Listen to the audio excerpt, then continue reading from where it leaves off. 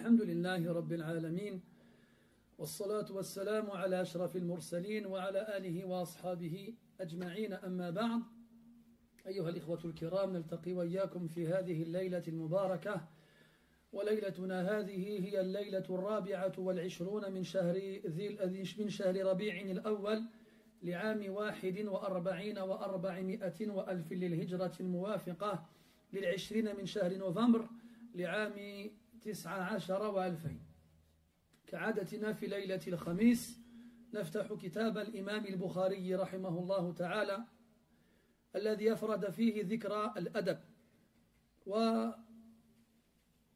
وختمنا بفضل الله تبارك وتعالى في الدرس السابق قراءة الباب 42 و100 الذي كان بعنوان طيب النفس، ونقرأ الليلة بإذن الله عز وجل الباب 43 و100 الذي هو بعنوان ما يجب من عون الملهوف. والملهوف اسم مفعول من الفعل لهف يلهف، ولهف بمعنى التحسر والحزن بمعنى حزن وتحسر، فالملهوف هو المضطر والمظلوم والمتحسر، بل قد يكون معنى المظلوم الملهوف أعم من ذلك. فالملهوف هو الذي يكون في غاية الحاجة أو في أشد الحاجة إلى أن يعان لظلم وقع به أو ضر نزل به أو حزن أصابه أو ما أشبه ذلك. فالذي تشتد حاجته إلى المساعدة هو الملهوف الذي ينبغي أن يعان، فمعاونته مقدمة على معاونة غيره. Mes très chers frères, nous nous réunissons comme chaque mercredi soir afin de lire et d'étudier ensemble le livre de l'imam Abu Abdillah al-Bukhari rahimahullah ta'ala, qu'il a réservé entièrement au bon comportement al-adab al-mufrad. Grâce à Allah Azza wa Jal, nous avons pu la semaine dernière clôturer la lecture du 142e chapitre qui avait pour titre la bonne humeur, l'épanouissement de l'âme, et nous passons aujourd'hui à la lecture du chapitre suivant, le 143e, qui a comme titre Ma yajibu min awnil malhouf, ce qui incombe comme aide à l'égard de al-malhouf. Al-malhouf, en français, ce serait celui qui est dans la détresse extrême, la détresse absolue. Ça veut dire lahafa, qui désigne la lamentation, le fait de se désoler au plus haut point. C'est aussi un verbe qu'on emploie pour désigner la tristesse extrême qui nous touche. Donc, toute personne triste, qui se lamente, qui est désolée, qui est touchée par une injustice, qui est oppressée, on l'appellera malhouf.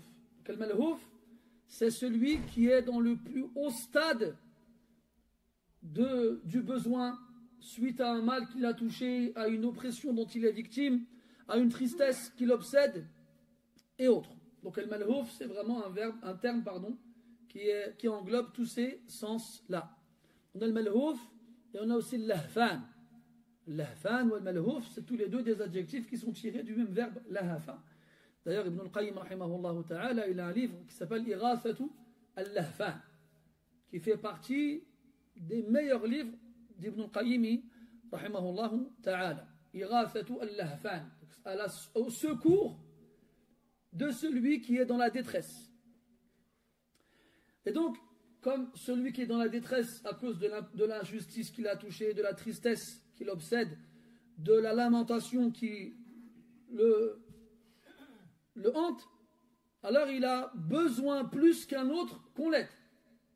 Et à ce moment-là, si l'aide dont il a besoin est plus importante, alors l'aide qu'on devra lui apporter sera encore plus obligatoire. قال رحمه الله تعالى حدثنا الأويسي قال حدثنا عبد الرحمن ابن أبي الزناد عن أبيه عن عروة عن أبي مراوح عن أبي ذر رضي الله عنه سئل النبي صلى الله عليه وسلم أي الأعمال خير؟ قال عليه الصلاة والسلام إيمان بالله وجهاد في سبيله. قال فأي الرقاب أفضل؟ قال صلى الله عليه وسلم أغلاها ثمنا وأنفسها عند أهلها. قال أفرأيت إن لم أستطع بعض العمل؟ قال صلى الله عليه وسلم تعين ضائعا أو تصنع لأخرق. قال أفرأيت إن ضعفت؟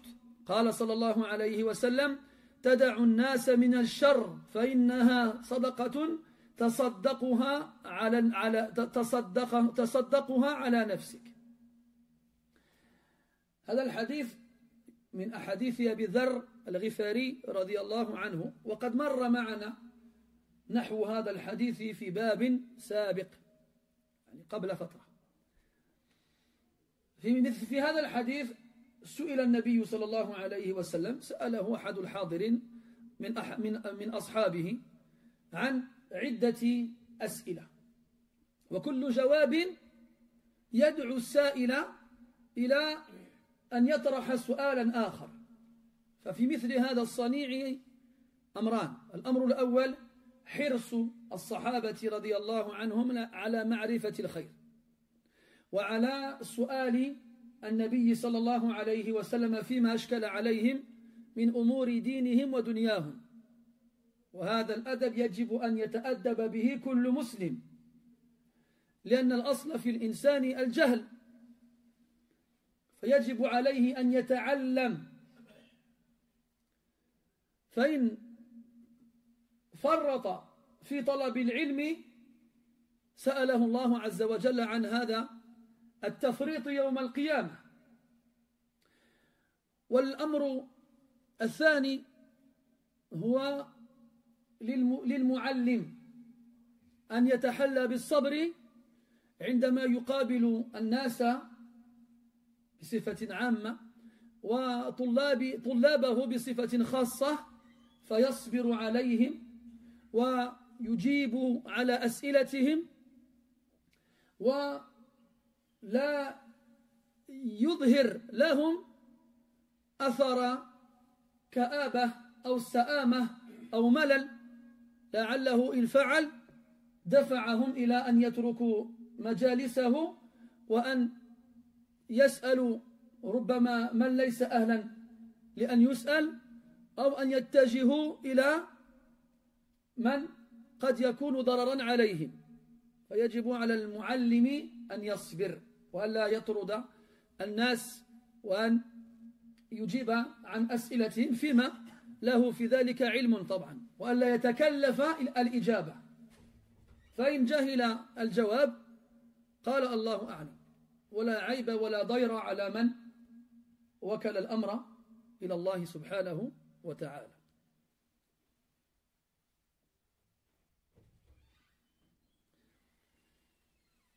Dans le hadith numéro 305, Abu Dharr al-Ghifari radiyallahu anhu nous informe qu'un homme a interrogé le prophète sallallahu alayhi wa sallam sur plusieurs choses. La première, Ayyul a'mali khayr. Puis le prophète a répondu alayhi salatu wassalam.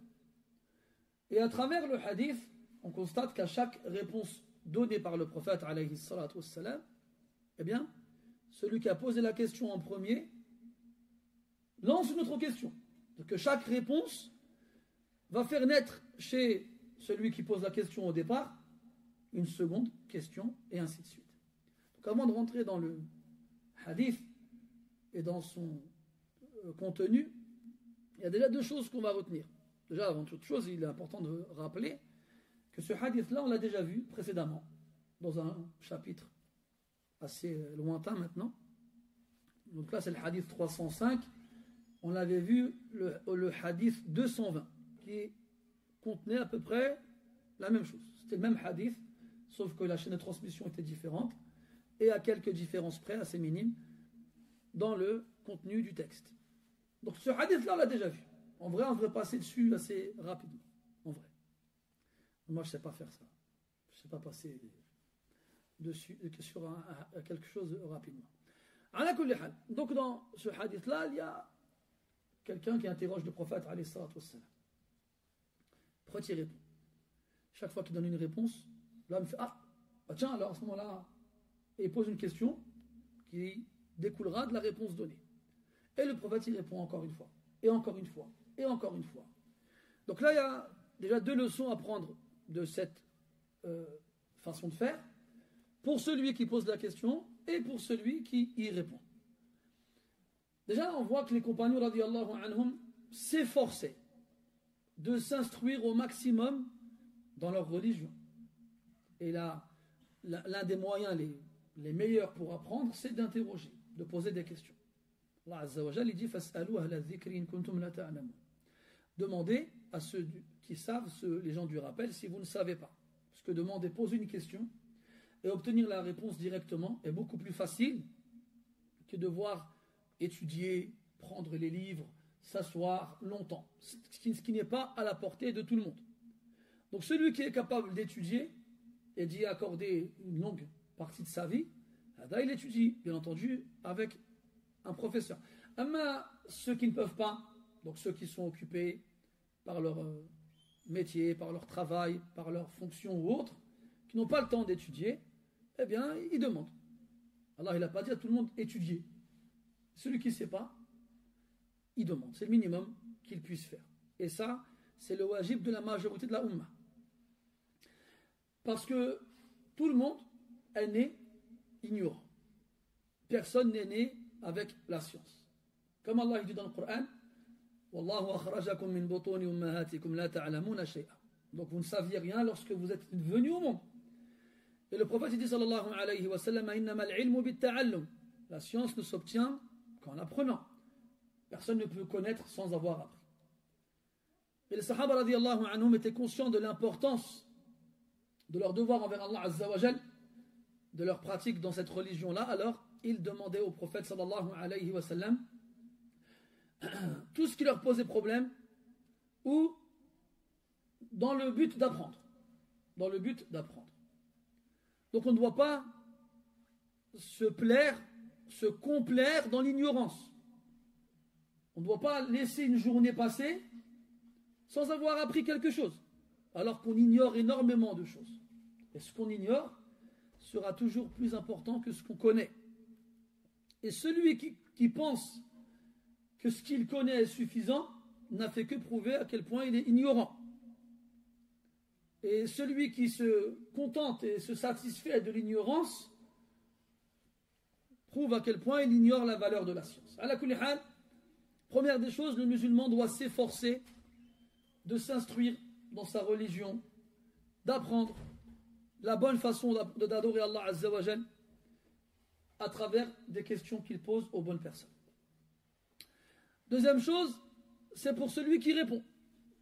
Celui qui répond, celui qui enseigne aux gens, se doit de s'armer de patience et de ne pas laisser paraître sur son visage des traces de lassitude ou d'ennui face à la personne qui l'interroge, même si les questions peuvent paraître bêtes.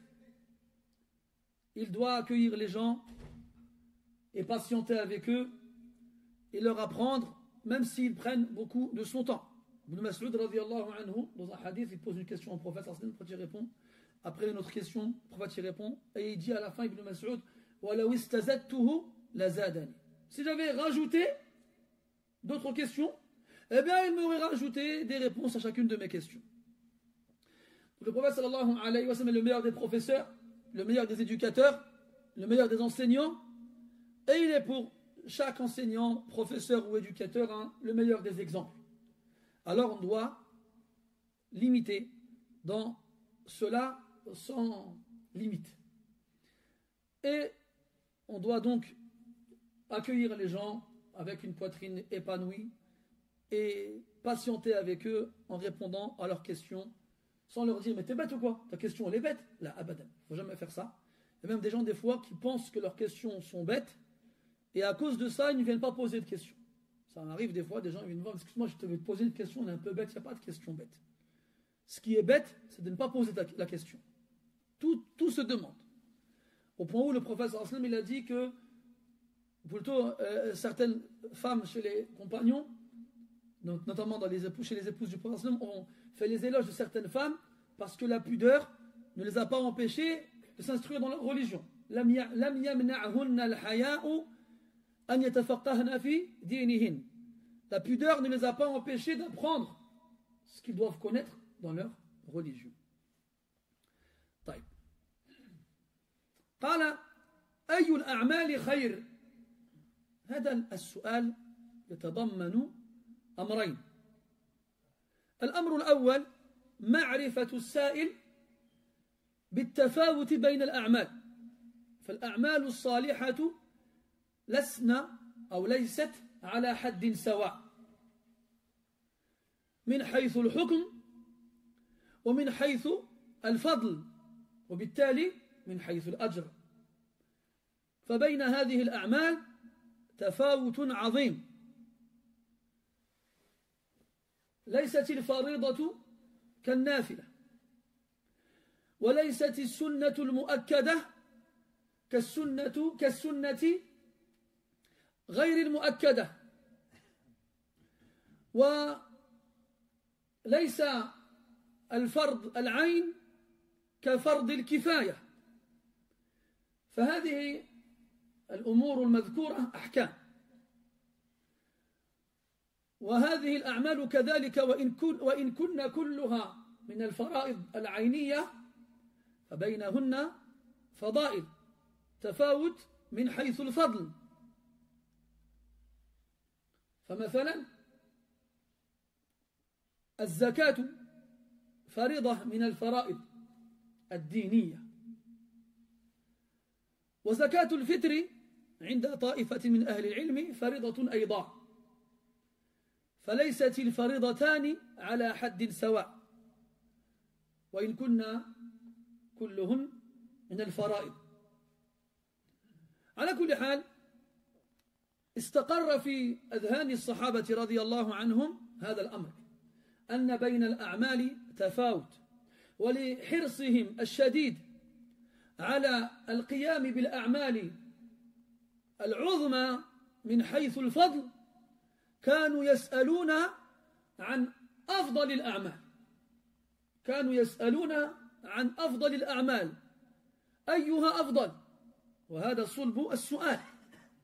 وهذا يسوقنا إلى الأمر الثاني، وهو أنهم لا يعرفون أي الأعمال خير، فلذلك اتجهوا إلى النبي صلى الله عليه وسلم بالسؤال، فسألوا أي الأعمال خير. وهذا يدل على أنه لا ينبغي أن يقيس المرء بين الأعمال بذوقه الشخصي، فيقول أنا أقول أن هذا العمل خير من ذاك، أو أن هذا العمل أقل فضلا من غيره.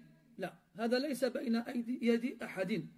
يجب الرجوع إلى الله سبحانه وتعالى في كتابه، وإلى النبي صلى الله عليه وسلم في سنته، فهما المصدران الوحيدان اللذان فيهما يمكن للمرء أن يعرف هذا الأمر. وإن خفي عليه أمر، لأنه يستحيل عادة على رجل مهما علت رتبته في العلم أن يطلع على جميع ما جاء في القرآن والسنة. هذا أمر مستحيل، لا يمكن لأحد مهما اتسع إطلاعه على نصوص الوحي. فحينئذ يتجه إلى أهل العلم ويتفقه في دينه طالبا للعلم ودارسا للقواعد والأصول، وهكذا يستطيع أن يبلغ هذه الغاية المنشودة، وهي معرفة الأفضلية بين الأعمال. Première question qui est posée par cet homme-là. أي الأعمال khayr. Cette question-là, ça veut dire laquelle des actions est la meilleure. Laquelle des actions est la meilleure. Cette question-là, elle comporte deux choses. La première, c'est que les compagnons savaient qu'il existait des différences entre les actions. Qu'il y avait une supériorité de certaines actions sur d'autres. Et c'est effectivement le cas. C'était connu chez eux. Ils savaient que les actions n'étaient pas toutes au même degré. Et cette différence entre les actions, cette supériorité, elle a lieu de plusieurs façons. Soit au niveau du jugement, parce qu'on sait que l'obligation est meilleure que l'acte surérogatoire. بدليل قوله سبحانه وتعالى في الحديث القدسي ولا يتقرب إلي عبدي بشيء أحب إلي مما افترضته عليه. Prouve cela la parole d'Allah Azza wa Jalla dans le hadith al-Qudsi, dans la tradition divine, que le serviteur ne se rapproche pas d'Allah Ta'ala avec une chose qu'Allah aime plus que ce qu'il lui a rendu obligatoire. Qu'est-ce qu'Allah Tabaraka wa Ta'ala a rendu obligatoire pour les gens est ce qu'il aime plus que les autres actions qui ne sont pas obligatoires.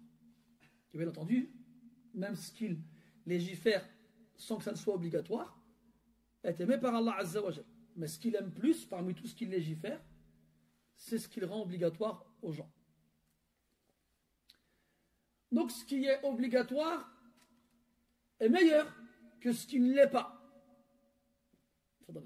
Puis dans les actes obligatoires, il y a plusieurs types d'actes obligatoires aussi. Il y a des obligations individuelles qui incombent à chaque individu. Il y a des obligations à titre collectif qui, lorsqu'une partie de la communauté s'en charge, le reste en est épargné. Il y a des obligations qu'on accomplit quotidiennement, d'autres une fois par an, d'autres une fois dans la vie. Donc chacune de ces différences-là impliqueront une différence au niveau du jugement. Même s'ils sont tous obligatoires. Après, dans les actes surérogatoires aussi, il y a des différences.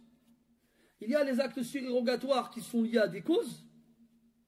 Il y a les actes surérogatoires qui ne sont liés à aucune cause. Il y a ce qui rentre dans ce qu'on appelle la sunna mu'akkada. La sunna mu'akkada, c'est une tradition prophétique que le prophète sallallahu alayhi wa sallam accomplissait régulièrement, tout le temps, sur laquelle il insistait énormément. Et si elle est délaissée, alors on tombera dans le makrouh, dans le détestable. Ça, c'est la différence entre la sunna mu'akkada et la sunna qui n'est pas mu'akkada. La sunna mu'akkada, c'est la sunna qui est appuyée par justement une insistance de la part du prophète alayhi salatu wassalam et une muwadhaba, une régularité dans la pratique. Et enfin, si on la délaisse, on tombe dans le makrouh, dans le karah, dans le détestable. Alors que l'autre type de sunna, donc ce qui n'est pas mu'akkad, ne répond pas à ces conditions-là. Ça veut dire que ce ne sont pas des choses que l'on fait, que peut-être faire régulièrement, comme ça. Ce ne sont pas des choses sur lesquelles on a beaucoup insisté. Et enfin, si jamais on le délaisse, on ne tombera pas dans al-makrouh. Donc quoi on tombe? Si on délaisse une sunna qui n'est pas mu'akkada, dans quoi on tombe chez les fuqaha? Est-ce qu'il y a un hukm qui existe pour définir ce dans quoi on tombe quand on délaisse une sunna qui n'est pas mu'akkada?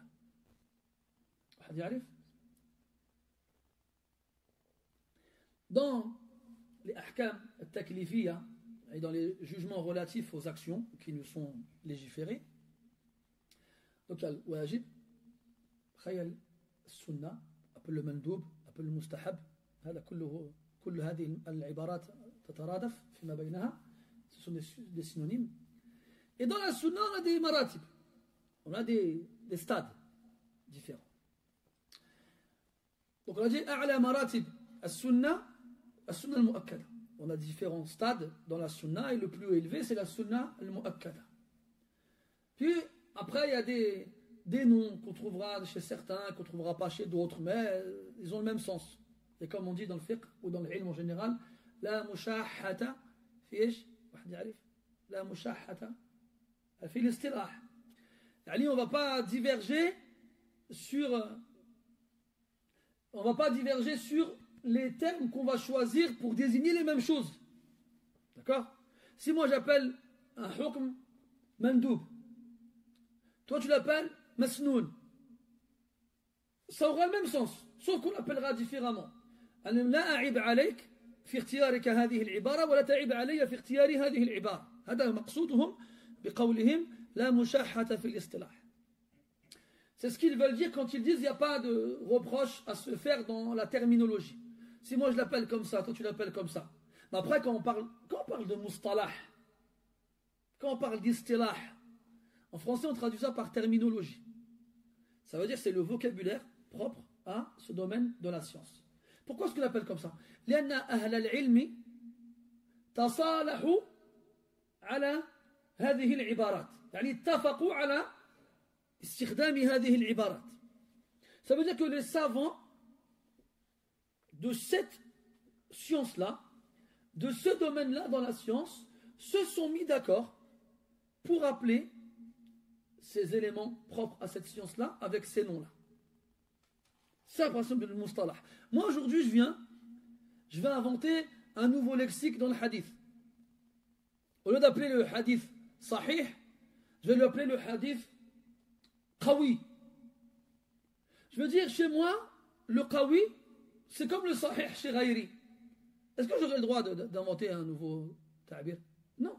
Parce que ça, ils se sont mis d'accord sur les mots qui existent déjà. Si quelqu'un il est venu avec un autre mot, à l'époque où justement ils étaient en train de se mettre d'accord, son mot à lui, il a accepté.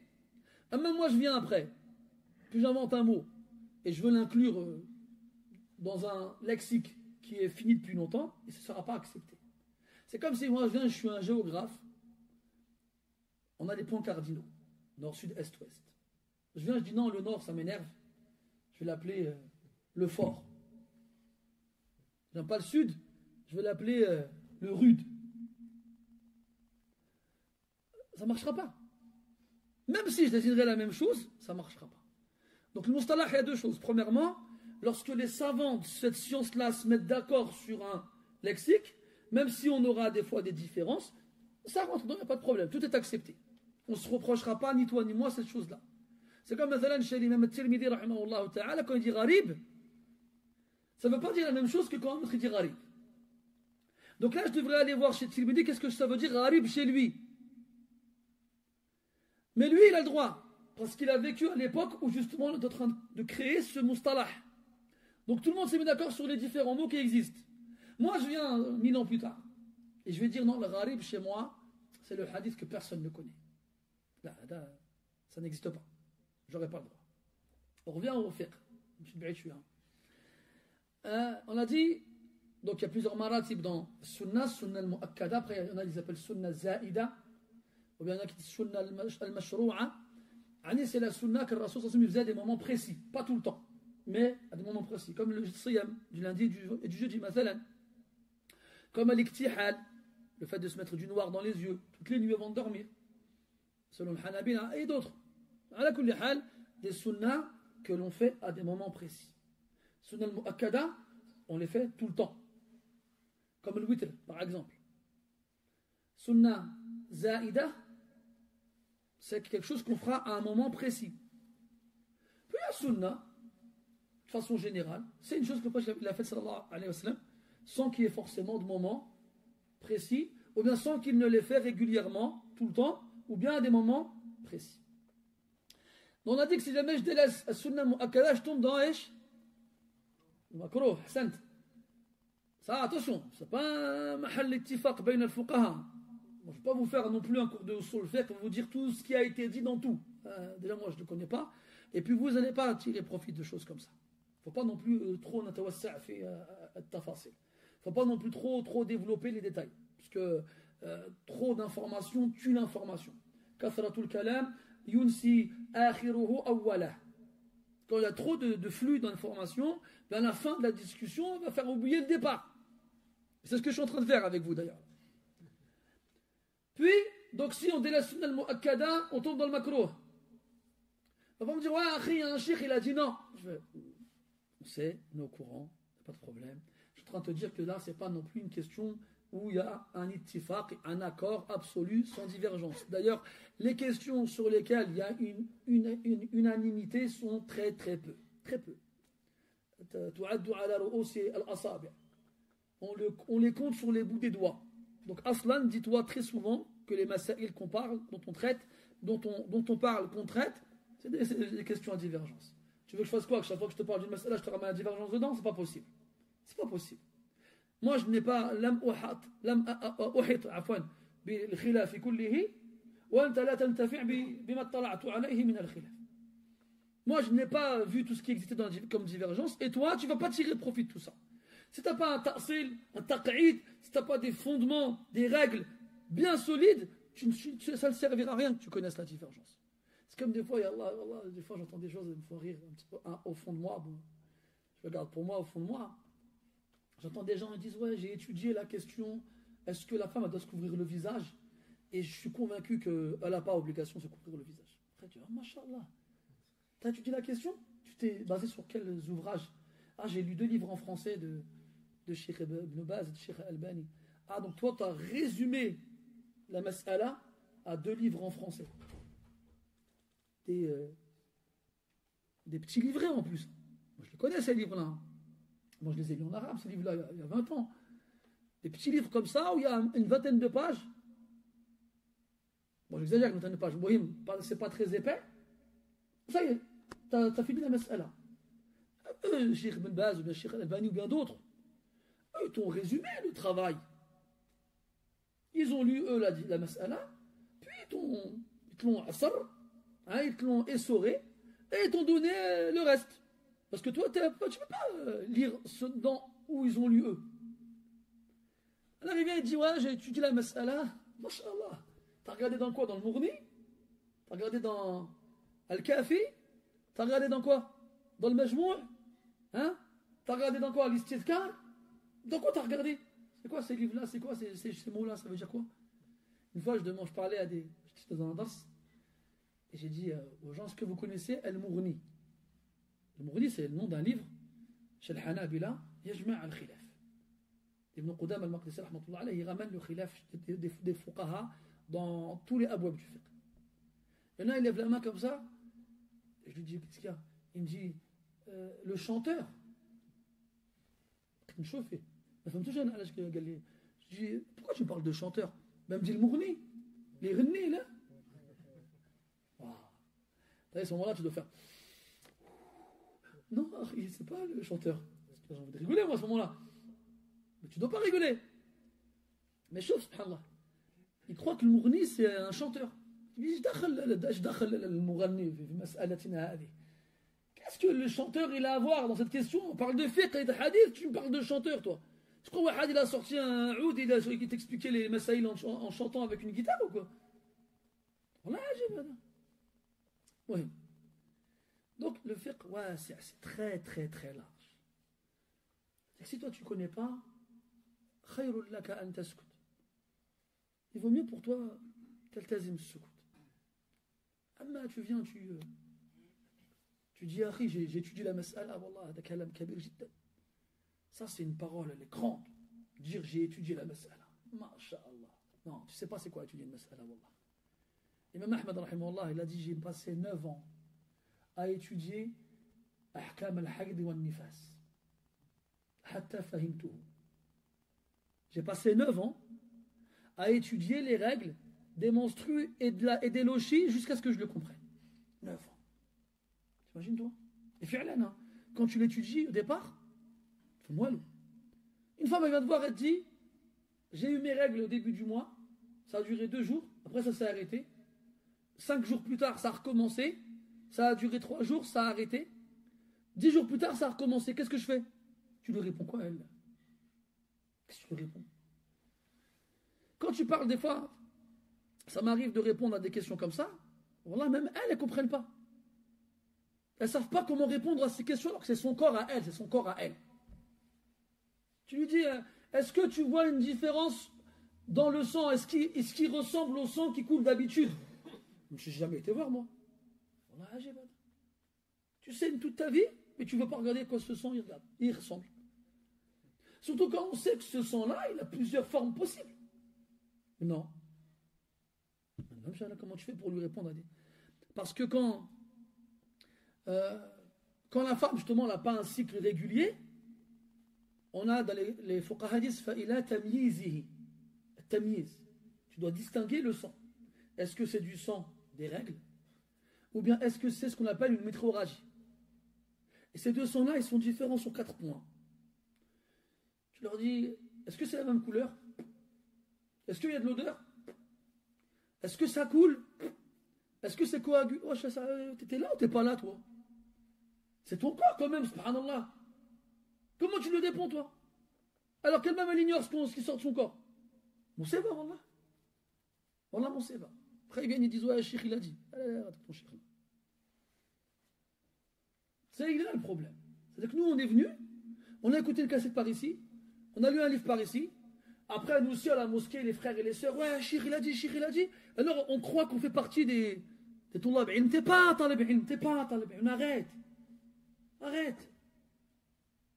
Il faut que tu te mettes ça dans la tête. Il y a des règles, il y a des bases, il y a un comment ça s'appelle déjà, un chemin à suivre pour être un étudiant. Si tu ne le suis pas, tu n'en es pas un. Tu n'es qu'un lecteur amateur de sciences. Comme celui qui lit le 20 minutes dans le RER le matin dans au travail. Il va lire que tu as toujours un petit paragraphe qui parle de la bourse. Le Dow Jones a perdu 0,6% aujourd'hui, la bourse de New York.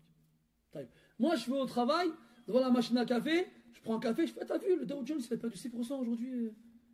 Ah ouais? C'est quoi le Dow Jones? Comment ça s'appelle en français déjà pas le CAC 40, il y a un autre truc dans la bourse. Comment? Non, pas le Suez. Il y a c'est comme le CAC 40 par exemple. Vous savez, c'est quoi le CAC 40? Hein, c'est pas le nom d'une société. Hein. C'est le cumul des 40 plus grosses boîtes françaises. T'as vu là, tu savais pas? Donc toi tu lis un article qui parle de la bourse, ou bien qui va te parler de médecine, ou bien qui va te parler de mécanique. Tu vas lire 2-3 lignes, ça va t'intéresser. Tu vas comprendre, tu vas en parler. Mais c'est pas parce que tu as compris ça que c'est bon, tu es un mécanicien, ou tu es un médecin, ou que tu es un boursier. Là, tu es juste quelqu'un qui a lu, qui a compris un truc. Ni plus ni moins. Et quand vous vous retrouvez ensemble et que vous parlez de fiqh, par exemple, ou vous parlez de hadith ou autre, il faut mettre les choses à leur place directement. Oh, calme-toi, calme-toi. Où t'as vu ça, toi? T'as lu un paragraphe dans un livre français qui a 20 pages et que t'as mis 20 ans pour le lire? Laisse tomber. C'est pas pour toi, ça. C'est pas pour toi. Mais malheureusement, quand t'as ce genre de discours avec les gens, on dit ouais, il se prend pour qui, lui? Nous dit ça, lui. Nous, ouais, tu demandes la science, ça, c'est vrai. Mais t'es pas un étudiant pour autant. Et là, la différence. Quand toi, tu t'assois avec moi. Là, c'est ta niya. Ta niya, c'est d'apprendre ta religion. Tu es en train d'apprendre la science. Donc, tu demandes la science. Non, c'est vrai. Mais tu n'es pas un étudiant. Et là, la différence. Et là, on a dit, tu délaisses le sunnah mu'akkada, tu tombes dans le makruh. Chez certains fuqaha. Tu délaisses le sunnah qui n'est pas mu'akkada, tu tombes dans ce qu'on appelle khilaful awla. Khilaful awla, c'est, comment on pourrait traduire ça? On dirait, c'est le contraire de ce qui est prioritaire. Tu n'as pas fait ce qu'il aurait été préférable de faire. Voilà, c'est ça, c'est khilaf al-awla. Donc on ne te fait pas de reproche, tu n'as pas fait quelque chose de makrouh, mais tu t'es privé d'un bien que tu aurais pu faire. Hada wa khilaf al-awla. Et puis il y a des sunan, tu les délaisses, il n'y a rien. Il n'y a rien du tout. Ma fi haraj, ma fi bas. ni tu t'es privé d'un bien, ni tu t'es tombé dans le makruh, ni rien du tout. Donc l'a'mal, il y a un tafawut baynahum. Il y a une différence entre elles.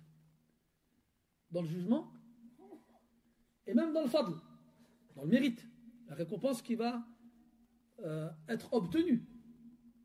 Et ça, les sahaba, radiyallahu anhum, ils le savaient. Ils le savaient, pardon. Ils le savaient. Même si on prend deux actions obligatoires, à titre individuel pour tout le monde, eh bien, il y aura dans ces deux actions-là des actions qui seront meilleures que d'autres. Ça, c'est au niveau du jugement. Puis, on a au niveau du fadl aussi, au niveau de la récompense, du mérite dans cette action-là. Ça, c'est la première chose. La seconde, ils savent qu'il y a une différence entre les actions, mais ils ne savent pas quelle action est meilleure qu'une autre. Le seul moyen pour nous de savoir quelle action est meilleure qu'une autre, c'est de revenir à la législation, c'est de revenir à la révélation, de revenir à la parole d'Allah Azza wa Jal et de son messager alayhi salatu wassalam. On n'a pas d'autre alternative possible.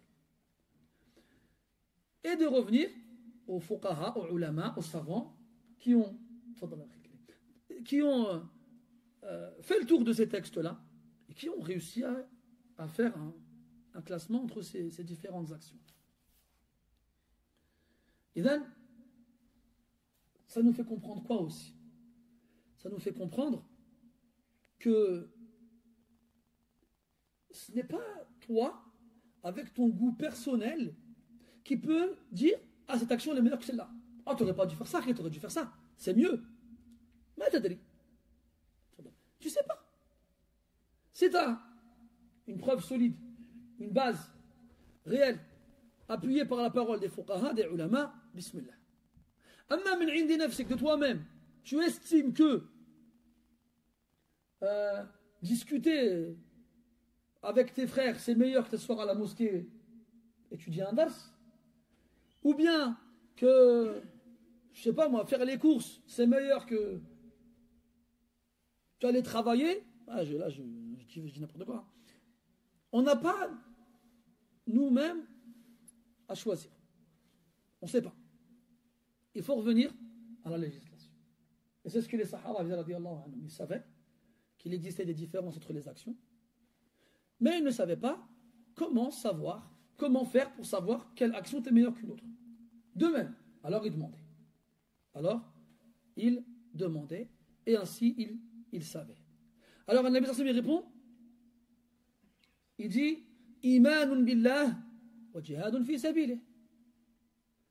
بدأ بالإيمان لأنه الأصل. واتفق العلماء على أن الله عز وجل لا يقبل عمل كافر قط ما لم يسلم. قال الله سبحانه وتعالى وما منعهم أن تقبل منهم نفقاتهم إلا أنهم كفروا بالله وبرسوله ولا يأتون الصلاة إلا وهم كسالى الآية. إذن لو أن كافرا جاء المسجد وصلى مع الناس بعد أن حفظ القرآن وبعد أن تعلم أحكام الوضوء وبعد أن علم شروط الصلاة وأركانها وواجباتها فاصطف مع الناس وصلى خلف الإمام مؤتما به فكبر معه وسلم إلى أن سلم معه، هذه الصلاة لم تكن لتقبل قط لأنه كافر لا يؤمن بالله. فذكر الأصل لأنه ينبني عليه كل شيء، فالأصل ما عليه غيره بني والفرع ما على سواه ينبني. هذا الأصل ينبني عليه كل شيء، إن لم يوجد فلا يوجد فرع بعد ذلك أبدا. إيمان بالله هذا هو رأس الأمر، أوله وركنه وأساسه وقاعدته وأصله. ثم ذكر بعد أن ذكر الأصل ذكر ذروة السنام وهو الجهاد في سبيل الله. وقد تقرر بالتتبع والاستقراء أن الجهاد في سبيل الله أفضل الأعمال. أفضل الأعمال. والجهاد أنواع. ذكر الله عز وجل في القرآن الجهاد بالنفس، وذكر الجهاد بالمال، وذكر الجهاد بالقرآن. وفي الأحاديث جاء الجهاد كذلك بأنواع أخرى، من ذلك الحج سماه النبي صلى الله عليه وسلم جهادا. وأنواع الجهاد كثيرة والحمد لله. فالذي لا يمكن له أن يجاهد بجهاد من أنواع الجهاد استطاع أن يجاهد بنوع من أنواع الجهاد الأخرى. والجهاد فيه ما هو فرض على الأعيان، تفضل، وفيه ما هو فرض على الكفاية. والفقهاء يقولون أن الجهاد حكمه في الأصل أنه فرض على الكفاية، إذا قام به بعض المسلمين سقط عن الآخرين، وإن تركه جميع المسلمين عند تعينه أثم الكل، فكل الناس يقعون في الإثم ما لم يقم العدد الكافي به. على كل حال ذكر النبي صلى الله عليه وسلم أصل الأعمال الذي لا يصح عمل بغيره، وذكر ذروة السنام كما في الحديث المعروف أن النبي صلى الله عليه وسلم قال: رأس الأمر الإسلام، وعموده إيش؟ الصلاة، وذروة سنامه الجهاد في سبيل الله. فذكر هنا هذين الأمرين. Première réponse à la première question. Laquelle des actions est la meilleure? Le prophète sallallahu alayhi wa sallam n'a pas répondu par une action. Il a répondu par deux actions. Il a répondu imanun billah, la foi en Allah azza wa jalla. Et là, il y a plusieurs مسائل تندرج تحت هذا الجواب qui vont découler de cette réponse-là. Pourquoi il a évoqué la foi en premier? Parce que c'est la base de tout. Car sans l'iman, il n'y a pas d'action possible. Il n'y a pas d'action possible. Et quand on parle de iman, de foi, ce n'est pas mujarrad tasdiq, le simple fait de croire. Parce qu'il y a beaucoup de gens aujourd'hui, malheureusement, ikhtalatat alayhim hadhihi al-umur. Ils ont tout mélangé. Jusqu'à ce qu'on entende aujourd'hui des musulmans qui commencent à dire: ouais, non, les non-musulmans, tant qu'ils croient en Dieu, c'est bon, ils sont des croyants. Ce n'est pas des croyants. Là, une question très simple. Va voir un juif et demande-lui: est-ce que les chrétiens pour vous c'est des croyants? Ils vont dire non. Ils vont dire non. Va voir un chrétien et demande-lui: est-ce qu'un musulman pour vous c'est un croyant? Il va dire non. C'est agib ça quand même, wallah. Moi j'ai jamais compris pourquoi les juifs et les chrétiens ils avaient cette facilité à répondre à ces questions, mais les musulmans c'est toujours eux, ils n'osent pas. Ils n'osent pas. Pourquoi? Je n'ai pas vu le problème. Limite, moi je comprends pas. Nous on croit à ce en quoi croient les juifs. Et on croit à ce en quoi croient les chrétiens. Mais ni eux, ni les juifs, ni les chrétiens ne croient à ce en quoi on croit. Donc on a encore plus raison qu'eux de dire que ce ne sont pas des croyants vis-à-vis de notre vision de la croyance, de la foi. La foi elle repose sur des piliers comme vous le savez. Et parmi ces piliers-là, il y a croire dans les livres. Ils ne croient pas au Coran. Croire dans les prophètes. Ils ne croient pas aux prophètes sallallahu. Comment ils pourraient être croyants? Subhanallah, c'est un musulman. Imagine-toi un musulman. Enfin, un musulman, verbalement. Il vient et te dit: et ça, c'est pas un prophète. Si quelqu'un qui vient et dit: Ashhadu an la ilaha illallah wa ashhadu anna Muhammadan Rasulullah, lakin, il te fait la shahada. Mais, je ne crois pas qu'Issa c'est un prophète. C'est un mécréant. Pourtant, il fait le shahada. Il va dire le Coran, kalamullah. Je fais la prière tous les jours. Mais Issa, c'est pas un prophète. Eh bien, t'as kafir. Voilà, khlas. هذا ما فيش كلام ثاني. ما تقوليش لا يا اخي il faut lui faire إقامة الحجة. Il n'y a pas d'إقامة الحجة. هذا معلوم من الدين بالضرورة هذا. Ça c'est des choses que tous les musulmans doivent connaître. On n'a pas le droit de les ignorer, on n'a pas le droit. Comment alors toi tu viens, tu me dis non, les juifs et les chrétiens c'est des croyants, c'est pas des croyants. Ils ne croient pas aux prophètes eux. Faut arrêter. Bref. Donc celui à qui il manque un des piliers de la foi, c'est pas un croyant. Qu'est-ce qu'on doit dire alors de celui à qui tous les piliers de la foi manquent? Et après quand il meurt, ils te disent quoi? Qu'Allah leur fasse miséricorde.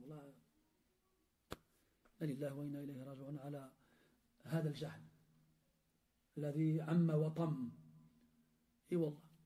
Alors il y a un chanteur, il meurt, qu'Allah lui fasse miséricorde. Vous avez vu Wahad? Voilà, des fois on m'envoie des vidéos, je vous jure. Je fais mon maximum pour voir le moins de vidéos possible. Des fois il y a des gens que j'aime bien, ils m'envoient des vidéos, je me dis quoi, ils m'envoient pas n'importe quoi eux.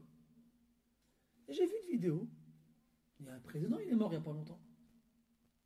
Et Wahad, pour pas dire autre chose, tu es là devant la tombe de ce président-là, en train de lire le Coran. واش صاحبي مالك كيما يقولوا احنا في البلاد ضربوا حمار الليل ولا c'est quoi ces trucs là c'est quoi ça ما مشاش غير نهار مشى ايام il n'est pas parti qu'un seul jour, il est parti plusieurs jours en plus. Il est là devant la tombe du président, il lit le Coran à base. Ça se trouve dans ce cimetière là il y a des musulmans qui sont enterrés ما مشاش يقرا عليهم القرآن. Non, مشى يقرا القرآن على حضرة الرئيس قال لك المفقود. الله يستر الله يستر ويبقى يستر. Ma grand-mère disait الله يستر ويبقى يستر. والله مصيبة كبيرة جدا, c'est énorme comme catastrophe ce qu'on peut voir aujourd'hui. Un chanteur, il meurt, ils lui font des deuils. Voilà base. En fait chaque fois كلما مات أحد ترحمتم عليه. Chaque fois qu'un meurt, vous lui demandez la miséricorde d'Allah Azza wa Jal. Sans vous demander si c'est des musulmans ou c'est pas des musulmans ou bien si. Après, tu as le droit à la fameuse question, on ne sait pas, Harry. Qui vache, on ne sait pas. Tu ne sais pas, toi. Toute sa vie, il est mort, il a vécu sur le coffre. Il meurt. Après, tu viens, tu te poses la question, est-ce qu'il est mort musulman ou pas? Moi, je pas. Allah, il ne m'a pas kallef, il ne m'a pas chargé à moi de demander à tout le monde avant de mourir, ah, t'es encore kafir ou t'as changé d'avis? Et qu'est-ce qu'on fait du verset? Wallah, il nous dit qu'il n'accepte pas la tauba des koufars avant de mourir. Qu'est-ce qu'on en fait de ce verset-là? وَلَيْسَتِ التَّوْبَةُ لِلَّذِينَ يَعْمَلُونَ السَّيِّئَاتِ حَتَّى إِذَا حَضَرَ أَحَدَهُمُ الْمَوْتُ قَالَ إِنِّي تُبْتُ الْآنَ وَلَا الَّذِينَ يَمُوتُونَ وَهُمْ كُفَّارٌ. Parce que si on devait attendre la mort de la personne pour savoir comment il est mort, pour savoir s'il est mécréant ou non, alors pourquoi alors on dit que Pharaon il est kafir? Lui il a fait plus que l'autre, il a fait shahada avant de mourir, gars lui. Il n'a pas fait shahada avant de mourir lui? Hein? حتى إذا أدركه الغرق قال آمنت أنه لا إله إلا الذي آمنت به بنو إسرائيل وأنا من المسلمين. Il l'a dit. Et pourtant Allah il n'a pas accepté sa shahada. C'est maintenant. L'imam Ahmed il rapporte que Jibril alayhi salam, quand il a vu Pharaon en train de dire shahada, il a plongé au fond de la mer, il a pris le riz, la boue qui est au fond de la mer, il lui a rempli la bouche avec. Moussa lui dit pourquoi tu as fait ça? Pourquoi tu as rempli la bouche de Pharaon avec de la boue? Il a dit khashitu an tudrikahu rahmatullah. Imagine-toi, j'ai eu peur que la miséricorde d'Allah elle le touche parce qu'il a fait la shahada avant de mourir. Je voulais pas. Des gens ils ont fait de la guitare toute leur vie. Des gens ils ont fait des lois a'udhu billah contre les musulmans. Tu dis Allah rahmah wa sa'alayhim wa base. Là tu vois le jahl énorme qu'on peut avoir aujourd'hui dans des masaïl de base. Dans l'iman. Allah dit subhanahu wa ta'ala وما منعهم أن تقبل منهم نفقاتهم إلا أنهم كفروا بالله وبرسوله. Qu'est-ce qui a empêché à ce qu'on accepte de leur part leurs aumônes, si ce n'est qu'ils ont mécru en Allah et en son messager? Ils faisaient des aumônes, mais Allah ne les a pas acceptés. Parce qu'ils n'ont pas cru. Donc supposons aujourd'hui, ça arrive des fois, il y a des gens, ce n'est pas des musulmans, ils veulent venir à la mosquée. C'est bien d'ailleurs. Moi, je vous invite à le faire. Si vous avez des voisins, des amis, des connaissances au travail ou autres, qui veulent voir à la mosquée comment ça se passe, qui veulent savoir comment c'est l'islam, ramenez-les, bismillah, marhaba bihum. Ramenez-les. Mais, il ne prie pas. Il s'assoit dans un coin, il regarde. Il observe. Ça rare qu'il prie. Pourquoi il prie? Et donc, supposons il prie. On va dire sa prière, elle est valide. Elle n'est pas valide. Il n'est pas musulman. S'il jeûne, ce jeûne il est valide? Il n'est pas valide. Il n'est pas musulman. Il a rayé d'alik. Et ainsi de suite. Donc il a évoqué l'iman en premier parce que c'est la base de tout. Sans foi, il n'y a pas d'action. Donc tu peux faire les actions que tu veux. Sans foi, ça ne sera pas accepté auprès d'Allah Azza wa Jal. Allah dit subhanahu wa ta'ala Wujuhu yawmaidhin khashi'ah 'amilatun nasibah. Ce jour-là, des visages seront humiliés, ils ont œuvré et se sont épuisés. Ça veut dire quoi? Ça veut dire que ça fait référence aux gens qui ont fait des actions énormes. Comme on peut voir des fois dans les monastères, tu prends les moines, les chrétiens. Quand même, ils ont une vie difficile. Ils se retirent du monde. Ils font vœu de silence, vœu de pauvreté, vœu de célibat, vœu de ci, vœu de ça. Ils s'imposent une vie rude. Et à la fin, quoi? Bah rien. À la fin, rien. Omar ibn Khattab, radiallahu anhu, il a vu justement un moine comme ça, avec les joues perforées, c'est-à-dire par la maigreur, des vêtements déchirés, raccommodés, pauvres. T'es dehors comme ça, il l'a vu, il s'est mis à pleurer. Pourquoi tu pleures? Il va dire j'ai vu ce prêtre, ce moine-là, et j'ai pensé au verset où Allah Ta'ala dit Amilatun nasibatun. Regarde comment ils œuvrent. Et ils se fatiguent pour rien. Ils se fatiguent pour rien, ils n'auront rien devant Allah subhanahu wa ta'ala. Rien du tout. Il n'y a pas d'iman, il n'y a rien d'autre. Il n'y a rien. Même s'ils portent des montagnes, même s'ils sauvent le monde, il n'y a pas d'iman, il n'y a rien. ويستفاد أيضا من هذه الإجابة أن الإيمان عمل من الأعمال الصالحة. Et aussi, on déduit de cette parole-là, de cette réponse-là du prophète sallallahu alayhi wa sallam, que la foi, c'est une action. C'est une action. Comme dans le verset où Allah subhanahu wa ta'ala dit وَمَا كَانَ اللَّهُ لِيُضِيعَ إِيمَانَكُمْ. Allah ne va pas gâcher votre foi. La foi, c'est un amal. Qu'est-ce que ça veut dire? Que les actions font partie de la foi, à part entière. C'est que les actions sont une condition de validité de la foi. Et que si toutes les actions sont absentes, la foi n'est pas valide. Shartu siha. C'est une condition de validité, et pas une condition de perfection. Comme certains peuvent le dire, c'est l'unanimité chez les salafs. Ala kulli hal, c'est une action. L'iman, amal. Après, il a dit quoi? Jihadun fi sabilillah. Ou fi sabilihi. Donc, le jihad, ça vient du verbe jahida, ou jahada, qui fait référence à une lutte, à un effort intense. Ça, c'est le sens linguistique.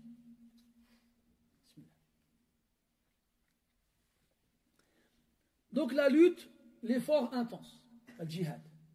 Et dans le Coran, Allah subhanahu wa ta'ala, il évoque plusieurs formes de djihad. Donc traduire le djihad comme étant une guerre de façon absolue, c'est pas vrai. Ce n'est pas que ça. Rentre dans le sens du djihad de la guerre, na'am. Il y a le djihad avec le corps, il y a le djihad avec les biens, il y a le djihad par le Coran, par la science, il y a le djihad des faibles, le pèlerinage, et d'autres textes qui décrivent différents types de djihad. Comme dans un fameux hadith, même si il n'est pas authentique dans sa chaîne de transmission, cependant les ulama acceptent son sens en général. Ce qu'on appelle les jihadun nafs, la lutte contre soi-même. Ibn al-Qayyim rahmatullah alayhi dit on doit faire le jihad contre 4 choses. Contre le shaitan, contre le hawa, la passion, contre un nafs, sa propre personne, et contre l'adou, où il dit ad-dunya aussi, contre dunya, ce bas monde. Donc tout ça, ça rentre aussi dans le djihad. Bien entendu, dans ces différents types de djihad, il y en a qui sont plus importants que d'autres. Et il y en a qui sont plus obligatoires que d'autres. D'ailleurs, même le jugement, il diffère.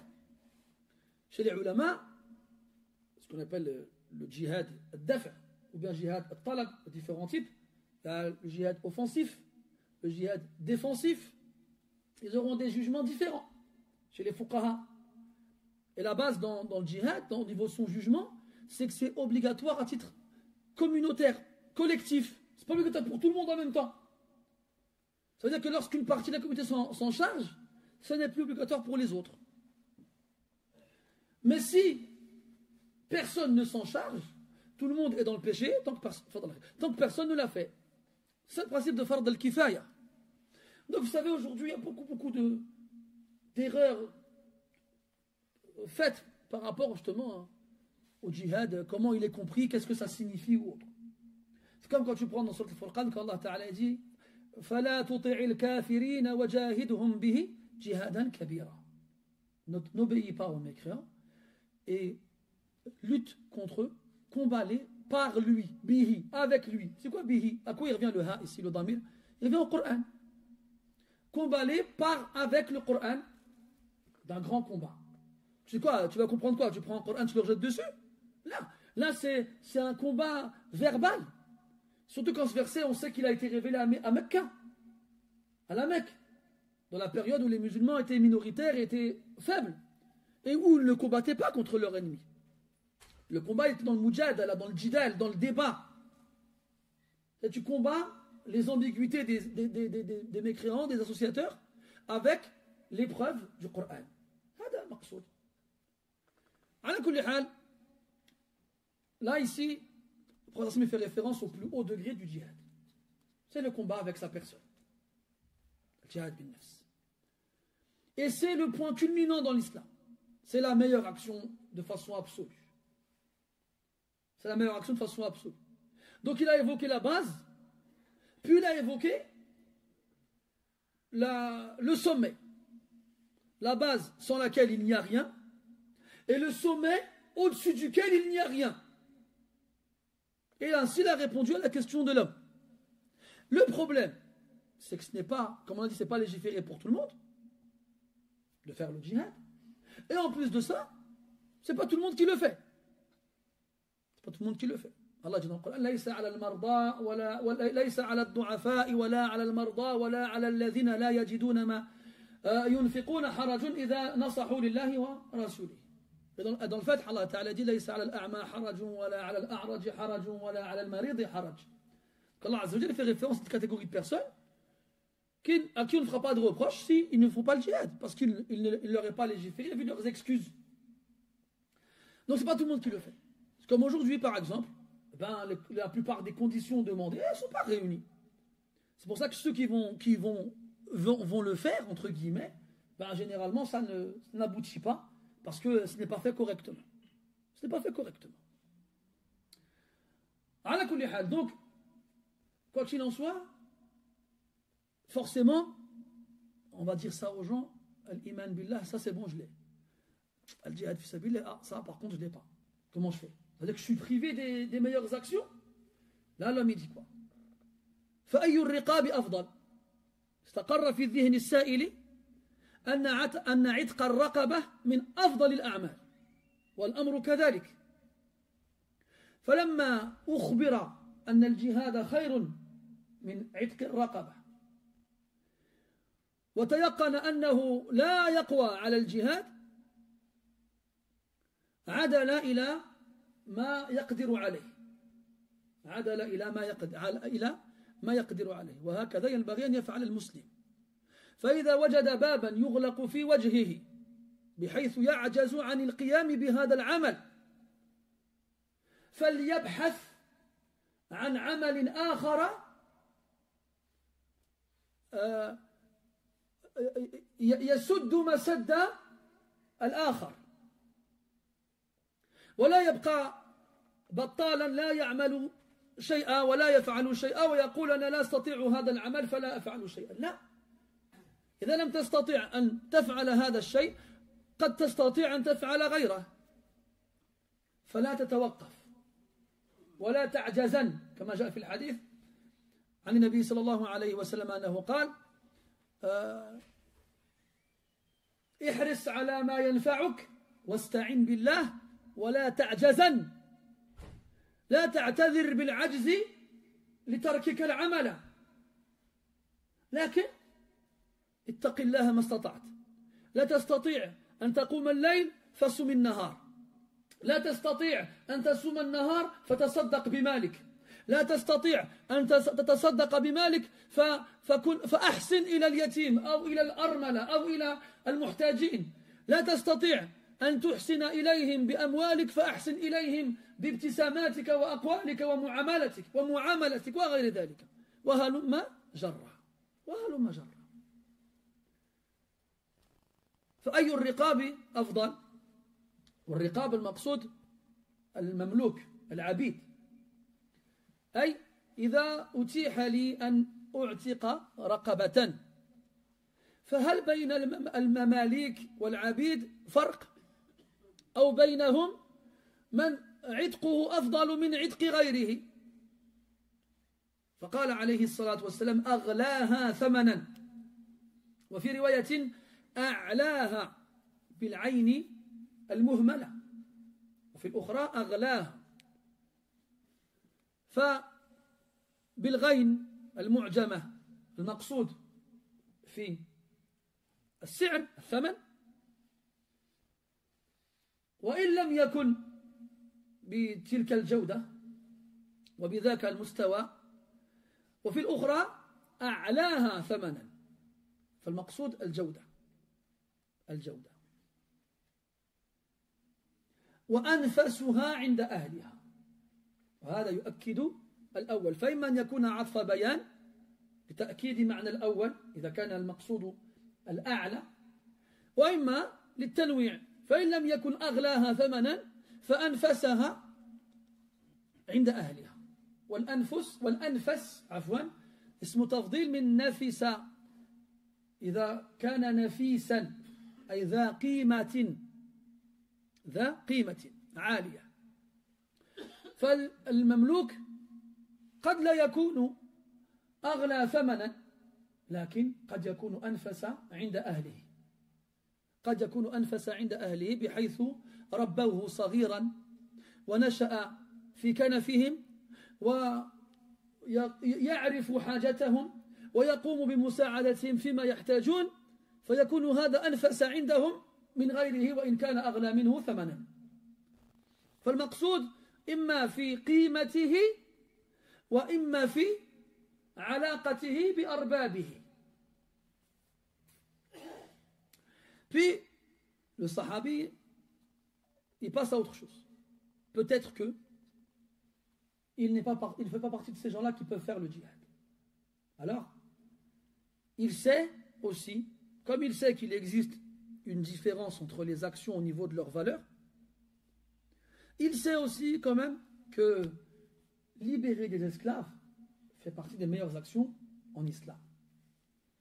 Alors il se dit que peut-être libérer un esclave A de certaines caractéristiques est meilleur que libérer un esclave B avec des caractéristiques différentes. Et lui, son but, c'est de libérer le meilleur esclave pour obtenir la meilleure récompense. Et toujours ça va ensemble. Plus ton action elle est bonne, plus elle est pure, mieux elle est faite, plus la récompense elle sera grande. C'est comme dans l'histoire des deux fils de Adam, alayhi salam.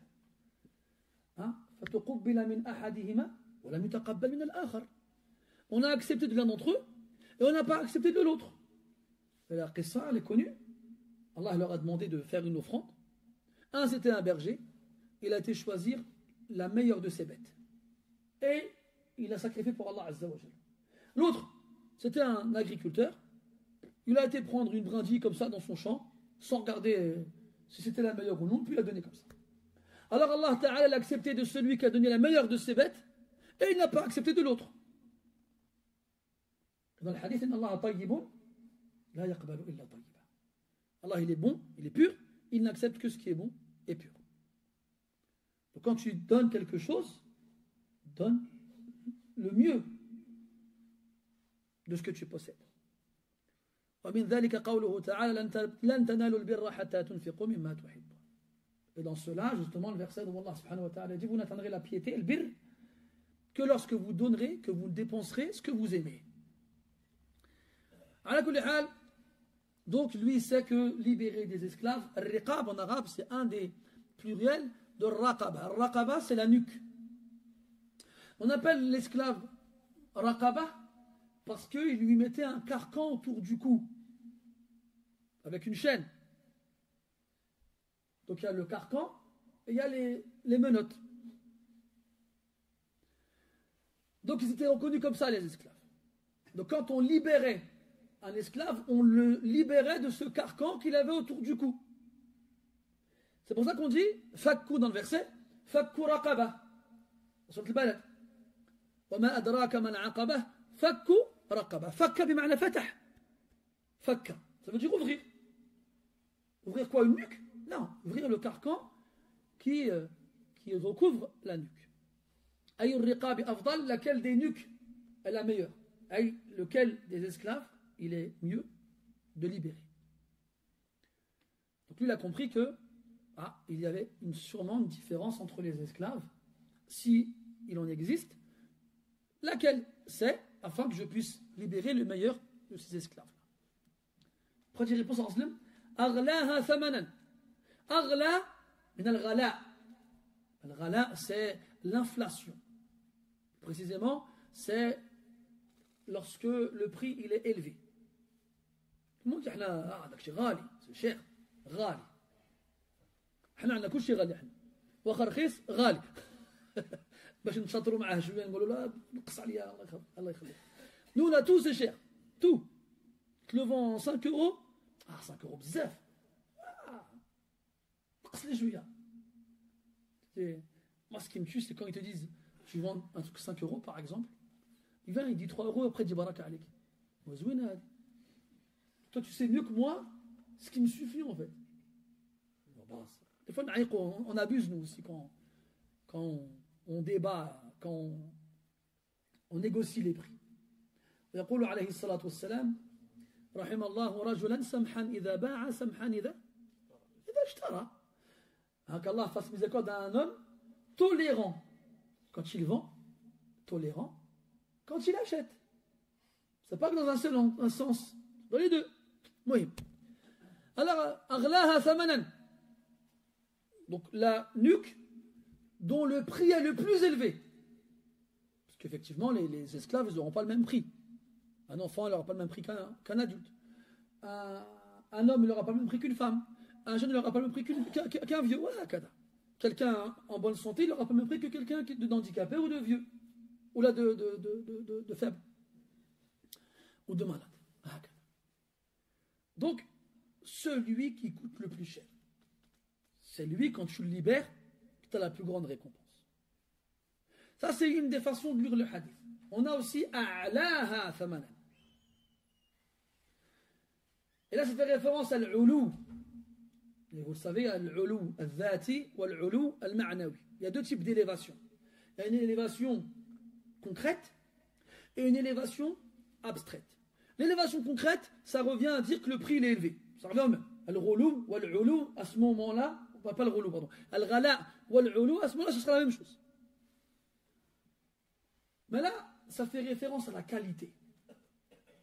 Celui qui a les meilleures qualités. D'ailleurs, confirme cela la suite de sa parole sallallahu alayhi wa sallam quand il dit wa anfasuha 'inda ahliha. Al-anfas ici, c'est celui qui a le plus de valeur. Mais il n'a pas dit anfas mutlaqan, sans restreindre, sans limiter le sens. Là, on aurait pu comprendre que ça appuie le prix. Mais là, il a dit inda ahliha, chez ses propriétaires. Et ça prouve que cette valeur-là, ce n'est pas une valeur marchande seulement. C'est une valeur autre. Notamment quand cet esclave-là, il est là-bas, il est chez ses propriétaires depuis longtemps, il a grandi là-bas, il est vraiment proche de la famille. On a vu justement dans l'Adab al-Mufrad que le comportement du musulman, c'est de manger avec ses esclaves, de leur donner les mêmes vêtements que eux ils portent.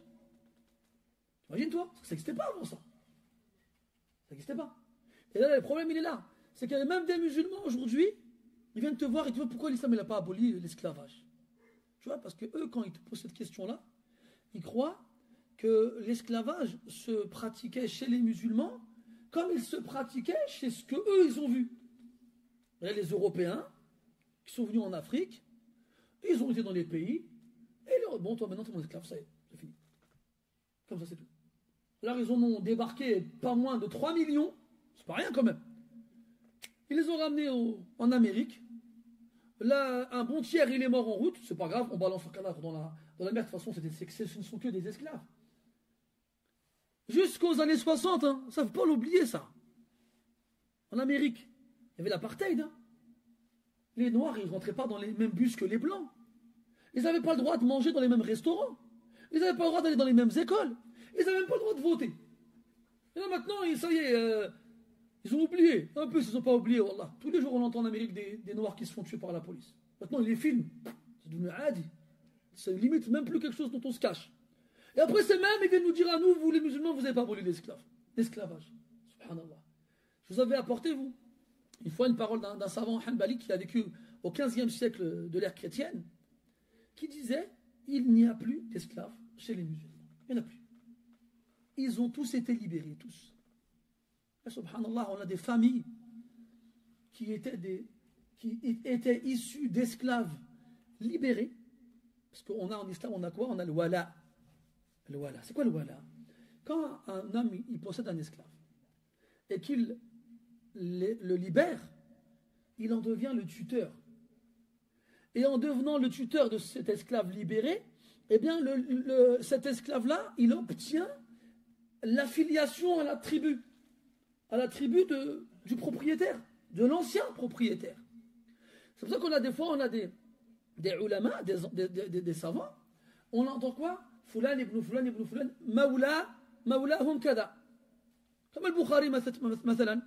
محمد ibn Ibrahim ibn Ismaïl ibn al-Mughira ibn Bardizba, maulahum ايش؟ الجعفي. أحسنت. من قال الجعفي. Ça veut dire que dans les ancêtres de Bukhari, il y avait un esclave qui appartenait à une tribu qu'on appelle le Ju'fi. Ils l'ont libéré et puis il a pris cette nisba. C'est comme dans les a'imma qui rapportent le Coran. A'immatus sab'a, les 7 imams. On a Nafi' al-Madani, Ibn Kathir al-Makki, Abu Amr al-Basri, Ibn Amr al-Shami. On a Hamza al-Kisa'i et Asim al-Kufi. Eux tous, c'est des mawali. Tous, sauf 2. Il n'y a que 2 qui sont des purs arabes dans les 7. Des purs arabes. Tous les autres sont des descendants d'esclaves libérés. Sur les 2, c'est qui? Abu Amr al-Basri et Ibn Amr al-Basri. Non, Abu Amr al-Basri et Ibn Amr al-Shami. Al-Shahid, c'est quoi? C'est que dans les plus grands imams de la Ummah, en plus de ne pas être des arabes, c'était des descendants d'esclaves. Parce que chez les musulmans, on ne regarde pas ton origine. On ne regarde pas d'où tu viens. Tu es un musulman, tu es un alim, anta fawqa al-akhar. Tu es au-dessus des autres.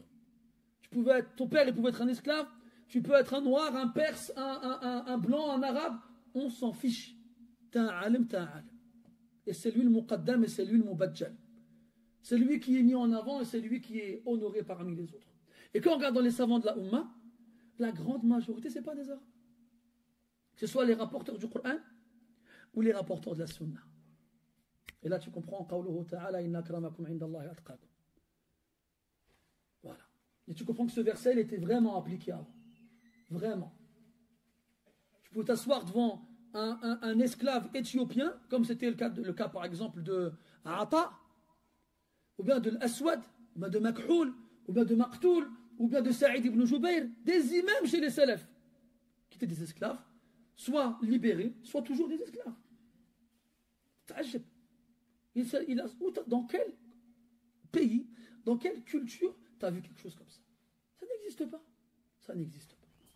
Et dans Sahih Muslim, dans l'histoire du hadith Inna Allah la yarfa'u bi hadha al-kitab aqwaman wa yada'u bihi akharin. Omar ibn Khattab radiyallahu anhu, il a quitté Médine pour se rendre à Mecca. Quand le Amir de Mecca il a appris que Omar il est arrivé, il est sorti de Mecca pour le rejoindre. Et en arrivant au point de rencontre, Omar il voit l'Amir de Mecca, il dit mais qu'est-ce que tu fais là? T'as laissé qui à Mecca pour te remplacer? Il lui a répondu j'ai laissé Ibn Abi Abza. Omar ne connaissait pas Ibn Abi Abza. Il dit Man hada Ibn Abi Abza? C'est qui lui Ibn Abi Abza? Il dit Mawla min mawalina. Oh, quoi? Un esclave libéré? Tu l'as laissé devant Quraysh pour te remplacer? T'es malade ou quoi? Quraysh, les plus nobles des Arabes, je crois, vont accepter un esclave libéré pour remplacer l'Amir. Il lui a dit Ya'lamu al-fara'id wa yahfadhu al-Qur'an. Il lui a dit il connaît les règles de l'héritage et il apprend le Coran par cœur. Et là, Omar radiallahu anhu dit Sadaqa Rasulullah, Inna Allah la yarfa'u bi hadha al-kitab aqwaman wa yada'u bihi akharin. Il a dit Wallah, Rasul a dit vrai. Allah, il élève avec ce livre des gens et il en rabaisse avec d'autres. Al-Shahid, donc on est toujours obligé de faire des parenthèses de ce genre-là quand on parle de l'esclavage. Toujours. Parce que nous, le principe de l'esclavage qu'on a pu voir à la télé, ou bien qu'on a pu étudier dans les livres d'histoire, où on voit des esclaves avec des chaînes partout, avec, en train de trimer dans les champs, en train de se faire maltraiter, en train de dormir dans des niches comme des animaux. C'est ce que eux ils faisaient avec les esclaves. C'est pas ce que les musulmans ils faisaient avec leurs esclaves.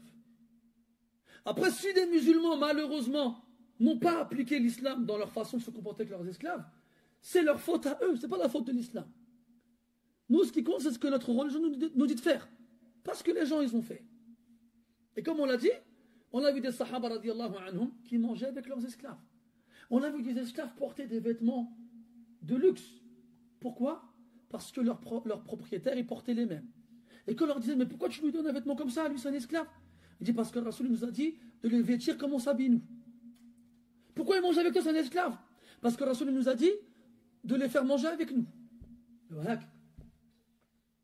Ou encore, on avait vu ensemble que si jamais un homme il frappe son esclave, eh bien la seule expiation pour l'avoir frappé, c'est quoi? C'est de le libérer. Ça, bien sûr, on ne va pas le dire, ça. On va dire, ouais, les musulmans, ils n'ont pas aboli l'esclavage. Non, Allah, il a fait encore mieux. Il a fait que l'abolition de l'esclavage se fasse par les musulmans de leur propre bon vouloir. Et c'est ce qu'ils ont fait. Donc, il a dit soit aghlaha thamanan ou la a'laha thamanan wa anfasuha 'inda ahliha. Donc soit c'est lui qui a le meilleur prix, le plus cher, ou soit celui qui est le plus apprécié auprès des siens. Et fi'lan, il y avait des esclaves qui étaient appréciés même avant l'islam. Vous connaissez l'histoire de Antara ibn Shaddad? Les anciens connaissent Antara. Surtout ceux qui ont vu le film qui était passé à l'époque. Le film là, ils avaient fait à l'époque un film de Antara. Et Antara, c'était un esclave. Un esclave. Il était amoureux de la fille du chef. Elle s'appelait comment? Abla. Elle s'appelait Abla. Et il a voulu donc se marier avec elle. Ils lui ont dit non. Oh, t'es un esclave. Tu rigoles ou quoi? C'est la fille du chef de la tribu. T'es un esclave, tu crois qu'on va te marier avec la fille du chef? Il a dit khlas, d'accord. Et Antara, c'était une force de nature. Il le comptait dans les Amaliq Sab'a. Avant l'islam, chez les Arabes, on avait 7 hommes qu'on appelait les 7 géants. Pas parce qu'ils étaient plus grands que les autres. Parce que tout seuls, ils pouvaient combattre 40 personnes. 40 personnes. Minhum Antara, Ibn Shaddad. Et voilà, leur tribu, la tribu du chef de Antara, elle s'est fait attaquer. Et là, Antara, c'était un bonhomme. Alors, il a été voir le chef, il lui a dit, vas-y Antara, défends-nous. Il dit quoi? أنا سيت أنا عبد إن العبد لا يحسن أن يكر إن العبد يحلب الشاة فقط. Il dit là, tu t'as oublié? Je suis un esclave. L'esclave, il ne sait pas combattre. L'esclave, lui, juste, il sait traire les chèvres. C'est tout. Alors, il lui a dit quoi? Cours wa anta hur. Ah, là, il a compris. Il lui a dit, fonce. était libre. Ah, c'est pas tombé dans l'oreille d'un sourd. Et là, il a pris son arme et il est parti et il a fait des étincelles. Et bihi, ils ont remporté la victoire. Le shahid, c'est que Antara Hada, depuis son plus jeune âge, il était parmi eux. Et même si c'était un esclave, ce n'était même pas des musulmans, eh ben, ils lui ont donné une qima, une importance. Il avait une importance dans sa tribu, à Antara. Et c'est pas le seul, les histoires, elles sont nombreuses, elles sont variées. Et ça, c'était chez les Arabes avant l'islam. فما بالك بالمسلمين الصالحين المطيعين لشريعة رب العالمين جعلنا الله وإياكم منهم. Qu'est-ce qu'on doit dire alors des bons musulmans pieux et vertueux qui obéissent à la législation d'Allah subhanahu wa ta'ala? Ils ne vont pas se dire non, c'est un esclave, ça se fait pas, je mange avec lui, bien je lui donne mes vêtements. Non, Allah il a dit, pourquoi tu l'as dit? Eh bien on le fait. وَلَوْ كَرِهَ الْكَارِهُونَ. Et même si ça déplaît. وأنفسها عند أهلها قال أفرأيت إن لم أستطع بعض العمل. وهذا السؤال نفيس ووجيه لأن الناس قدراتهم مختلفة يختلفون في كل شيء يختلفون في أموالهم ويختلفون في أنفسهم ويختلفون في أمور كثيرة فلذلك يستطيع بعضنا القيام ببعض الأعمال حيث يعجز غيره عن القيام بهذه الأعمال وربما كان العاجزون عن القيام بالأعمال السابقة الذكر قادرين على القيام بأعمال لا يقدر عليها الأولون فبين الناس تفاوت واختلاف كبير فهذا الرجل يقول طيب هناك أعمال أفضل من غيرها مع بذل النفس وبذل المال لكن الناس ليسوا كلهم سواء في القوة كما أنهم ليسوا كلهم سواء في الغنى فإن لم أملك من القوة إلا الشيء القليل وإن لم أملك من المال إلا الشيء القليل فكيف لي أن أعمل بهذه الأعمال الصالحة قال أفرأيت إن لم أستطع بعض العمل ولله در هذا السائل حيث أشار إلى هذه المسألة إشارة مهمة وبهذا تفهم أهمية طرح السؤال فبعض الأحيان لا يخطر ببالك ولا يدور بخلدك أمر من الأمور حتى يسأل عنه أحد الناس فإذا سأل عنه تنبهت للمسألة وتفطنت لها وقلت في نفسك والله إن هذا لسؤال في محله وإنني لمتشوف إلى الجواب ولو لم يسأل هذا السائل هذا السؤال ربما لم يخطر ببالك طيلة حياتك مثله. Puis l'homme il continue. Là on a la troisième question. Il dit, toujours au prophète sallam, et si jamais je ne suis pas capable d'accomplir certaines actions? C'est un homme intelligent. C'est un homme qui déjà est conscient qu'il existe des différences entre les actions. C'est un homme qui sait que dans la libération des esclaves, il n'y a pas forcément la même récompense en fonction de l'esclave libéré. Et enfin, il dit, et dans le cas où je ne suis pas capable d'accomplir certaines actions, comment je fais alors? Parce que cet homme-là, il comprend aussi que pour faire la meilleure des actions, il faut donner sa propre personne. C'est pas n'importe qui peut faire des choses pareilles. Pour libérer des esclaves, il faut quand même avoir de l'argent. Et c'est pas tout le monde qui a l'argent pour acheter un esclave. Je fais comment moi alors? Si les meilleures des actions, ben moi je peux pas les faire. Parce que j'ai pas la force nécessaire, ni la somme nécessaire. Et là tu vois, cette question-là, elle concerne beaucoup de gens. Et là, des gens qui sont présents, ils pourraient se dire, ah ouais, il a raison. Moi, je suis comme lui aussi. Et beaucoup de gens sont comme ça. Alors, à ce moment-là, tu es content que certains ils aient posé ces questions-là. C'est vrai, des fois, ça arrive, tu es dans une mosquée ou tu es dans l'école, ou bien tu es en cours, et les gens, ils écoutent le dars, et tout va bien. Et il y en a un, il dit, Cheikh, Mouallim, frère, ce que tu veux. J'ai une question. Et là, dans la tête, il fait, c'est bon, lui, pourquoi il pose des questions? Il est relou, lui. Là, ils vont se dire des choses comme ça. Mais tu sais pas.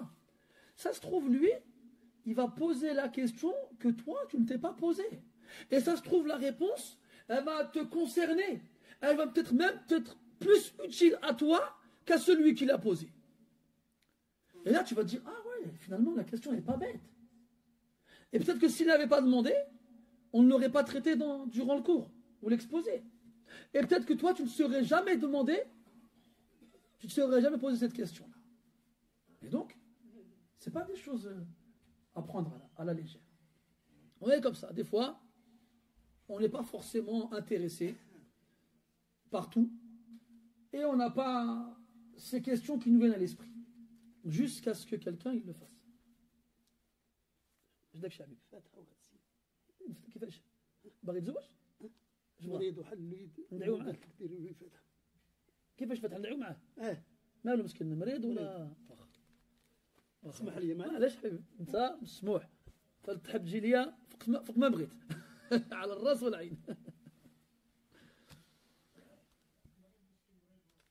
خلاص الله يشاء ايوا معليش يعني لو كان نستناو اخر الدرس لكان احسن لكن لا حرج ما في باس ان شاء الله. طيب اش كنا نقول؟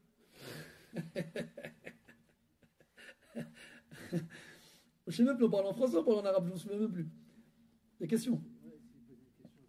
Non, donc si quelqu'un il pose une question pendant le dars, il est possible que cette question-là, toi, tu ne te l'étais pas posée, et lorsqu'il l'a posée, il fait ah ouais, la question est intéressante. Elle n'est pas bête la question. Alors que des fois ça arrive, parce que nous on n'a pas eu l'habitude de poser des questions. On se dit quoi, ça se fait pas d'interrompre le cours pour ça, ou bien on se dit peut-être qu'il n'a pas lui à répondre à des questions. Mais dans tous les cas, si jamais ça arrive des fois, des gens ils posent des questions pendant le cours, et il y a des gens, moi je vois les visages un peu, c'est une tête de pourquoi il pose une question lui? Il ne peut pas attendre. Non, ça se trouve, la question, ça se trouve, ça t'énerve qui pose la question, et ça se trouve, la question qu'il va poser, elle va te concerner toi, et la réponse, elle te sera plus utile à toi qu'à lui-même. Et là, la question, elle est importante, parce qu'elle concerne beaucoup de gens. C'est pas tout le monde qui a de l'argent pour libérer des esclaves. C'est pas tout le monde qui a la capacité physique pour aller lutter fi sabilillah avec sa propre personne. Donc ça veut dire que beaucoup de gens ils seront privés de ces bonnes actions-là. Mais Allah Azza wa Jalla, il ne fait de tort à personne. Et lorsqu'une porte elle se ferme à toi, il y en a d'autres qui s'ouvrent à toi. Pour que personne ne soit lésé. Pour que personne ne vienne dire ouais, eux, ils ont plus d'actions que nous parce qu'ils pouvaient plus en faire que nous. Non. Les Sahaba radiallahu anhum qui étaient fuqara, qui étaient pauvres, ils ont été voir le prophète, ils lui ont dit dhahaba ahlu ad-duthuri bil ujur. Les détenteurs de richesses s'en sont allés avec les récompenses. Yusalluna kama nusalli wa yasumuna kama nasum wa yatasaddaquna bi fuduli amwalihim. Ils prient comme nous prions, ils jeûnent comme nous jeûnons, mais ils donnent l'aumône avec ce qu'il leur reste comme argent. Et là, le Nabi sallallahu alayhi wa sallam leur a donné des moyens comme ça, de faire, même s'ils n'ont pas d'argent pour faire l'aumône. Tasbih, tahlil, takbir, tahmid, i'anat, akhik, al-muhtaj, al-kalimatu tayyibah, al-ibtisamatu fi wajhi akhik, wa fi bud'i ahadikum. Plein de moyens que tout le monde peut faire, même s'il n'a pas d'argent. طيب. قال عليه الصلاة والسلام تعين ضائعا. هذه العبارة مختلف في ضبطها عند علماء الفن على قولين. فيجوز أن تقرأ ضائعا بالضاد المعجمة وبالعين المهملة، والمقصود بالضائع الفقير. ويجوز أن تقرأ صانعا فإما أن تقول ضائعا وهو الفقير، وإما أن تقول صانعا وهو صاحب المهنة المحترف صاحب الحرفة كالنجار والجزار وغيرهما. الذي بين يديه مهنة يتكسب بها.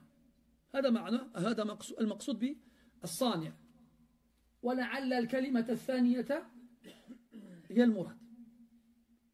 قال تعين صانعا، لأن إعانة الفقير هذا أمر معروف، هذا أمر معروف مشهور. أما إعانة الصانع فلماذا ذكرها النبي صلى الله عليه وسلم؟ لأن الصانع يظن الناس أنه بحرفته لا يحتاج إلى معاونة، وبالتالي إذا لم يجد عملا يتكسب به تركه الناس لحرفته ومهنته. فلذلك ذكر النبي صلى الله عليه وسلم بإعانة الصانع، لأنه مهمل متروك، خلافا للضائع الفقير الذي يعرفه الناس فيقومون بمساعدته. ثم قال أو تصنع لأخرق. والأخرق هو ضد الصانع، هو الذي لا حرفة له، هو الذي لا مهنة له، لا يتقن عملا من الأعمال يستطيع أن يتكسب به. فهذا لم يقل تعينه، بل قال تعمل لأخرق. كيف ذلك؟ إما أن تعلمه حرفة فيصير بذلك محترفا، وإما أن ربما تقرض له من المال ما يكفيه ليؤسس تجارة فيتكسب بها. فتصنع لأخرق ليس المقصود أن تعينه بإعطائه المال فقط، لكنك لو أعنته بأن يسرت له الحصول على مهنة أو يسرت له الحصول على تجارة حتى يستغني بذلك عن طلب الناس، هذا أفضل في حقه. حلقة. طيب. Faut-il que tu aides un ضائع. Et là, dans la lecture du hadith, vous savez, je vous l'ai déjà dit, en arabe à la base, il n'y a pas les voyelles. D'accord? Donc si tu connais le nahw et le sarf, tu sais quelle voyelle il faut mettre. Maintenant, il faut savoir aussi qu'au départ, il n'y avait pas les points non plus. Donc on faisait le dabt. Le dabt, c'est de nous dire de quel point il s'agit. Et quand vous lisez les livres, les shuruh de hadith, comme Fath al-Bari ou bien Sharh Sahih Muslim al-Nawawi et d'autres, il y a le dabt des kalimat, des mots qu'il est difficile de déterminer. Et quand tu prends le mot da'i', tu peux le lire da'i' et tu peux le lire sani'. Et les deux orthographes ont été utilisés pour la lecture du hadith. Et les deux ont un sens différent. Ad-da'i' c'est le pauvre, celui qui n'a rien. As-sani' c'est celui qui a un métier. Celui qui a un métier, comme le menuisier, le boucher, le hadjam, le coiffeur, ou bien celui qui pratique la saignée, le tabib, il a ghairi dhalik. Quelqu'un qui maîtrise une profession. Donc lequel des deux est voulu? Il apparaît à Allah Ta'ala, c'est mieux qu'il s'agit du sani' et pas du da'i', parce que aider un pauvre, c'est quelque chose de connu. Dans le Coran, Allah il en parle beaucoup, dans la Sunna, il en parle beaucoup, donc c'est quelque chose de connu. Là, le prophète, il fait plus référence à quelqu'un qui est délaissé. Parce que quoi? On a tendance à se dire, ouais, mais lui, c'est un nadjar, c'est un menuisier. On n'a pas besoin qu'on l'aide. Si demain, il n'a pas d'argent, il va travailler, il aura de l'argent, parce qu'il a un métier. Mais le problème, c'est que si tout le monde réfléchit comme ça et que demain, lui, ne trouve pas de travail, qui va l'aider? Plus personne. Si tout le monde se dit, mais regarde, c'est bon, il a un métier, lui. Là, alors il va être délaissé. Il va être oublié. C'est pour ça que le prophète, il a fait référence à lui. Parce qu'il a besoin qu'on l'aide, parce qu'on ne pense pas à l'aider. Et là, tu comprends que beaucoup de gens ils disent, ouais, mais lui, de toute façon, il travaille. Pas besoin de l'aider. Là, c'est une erreur.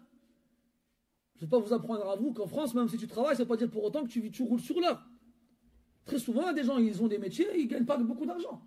Et des fois, cet argent-là, il ne leur suffit pas à eux ou à leur famille. Donc, il faut les aider. Ou même des fois, même s'il a un diplôme, il a une formation ou autre, il ne travaille pas, il ne trouve pas de travail. Allah, il ne trouve pas de travail.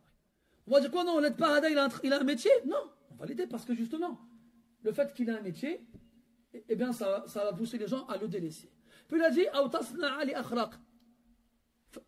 Et l'akhraq, c'est justement celui qui n'a pas de métier. C'est celui qui, généralement, il fera hammal. Il fera hammal, c'est que le hammal, c'est le manutentionnaire, celui qui va porter. Comme toi et moi, quand on n'a pas été à l'école, on n'a pas eu de diplôme, qu'à l'époque on voulait travailler, qu'est-ce qu'on faisait? On allait à l'intérim. Ah, je veux travailler, quelles sont vos compétences? Aucune. C'est vrai, malheureusement. Vous avez un diplôme? J'en ai pas. Bon, bah écoutez, si vous voulez, je peux vous faire travailler comme manutentionnaire dans telle boîte. Et après, tu fais quoi? Tu portes des bagages. Tu portes des bagages, tu portes des cartons, parce que c'est tout ce que tu peux faire. Et tu n'as aucune qualification. Donc il a dit Al-akhraq, c'est celui qui n'a pas de compétences professionnelles, qui ne maîtrise pas un métier. Il peut pas travailler. Si ce n'est des métiers, des travaux vraiment à la portée de tout le monde. Comme Al-hattab. Al-hattab, c'est celui qui va chercher du bois. Fil ghab, chercher du bois. Il fait des fagots. Et puis il les vendait aux gens. Parce que les gens, ils avaient la flemme d'aller dans les bois où il fallait sortir de la ville, chercher du bois pour faire du feu à la maison. Donc les pauvres, généralement, c'est ce qu'ils faisaient. Ils allaient chercher du bois, ils faisaient des fagots, et puis ils les ramenaient aux gens, ils les vendaient. Donc ici, il n'a pas dit Aoutu'inu al-akhraq. Il n'a pas dit que tu aides celui qui n'a pas de métier. Il dit Tasna'u li-akhraq. Tu travailles pour le akhraq. Dans quel sens? Soit tu l'aides en lui apprenant un métier. Je ne sais plus si c'est un proverbe tunisien ou algérien ou marocain, je ne sais plus, qui disait il vaut mieux apprendre aux pauvres à pêcher que lui donner un poisson tous les jours. تعرفوا هذا البروفيرب هذا مش اللي بالعربيه لكن بالفرنساويه المعنى هذا هو. Il vaut mieux apprendre à un pauvre à pêcher que lui ramener du poisson tous les jours. C'est ça qui est voulu ici. Apprends-lui à travailler, comme ça il travaillera de lui-même et ainsi il n'aura plus besoin qu'on lui donne l'aumône. Ou bien, investis.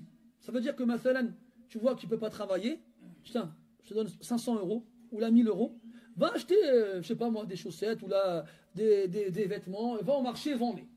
Vends-les, tu te fais une petite marchandise, tu vends, tu te fais un capital, tu rembourses, et après tu voles de tes propres ailes. C'est mieux que de lui ramener l'aumône, parce qu'à la fin, il n'aura plus besoin de mendier et il se libérera d'un poids qu'il est difficile de porter. وللحديث بقية نؤجله إلى الأسبوع المقبل بإذن الله تعالى.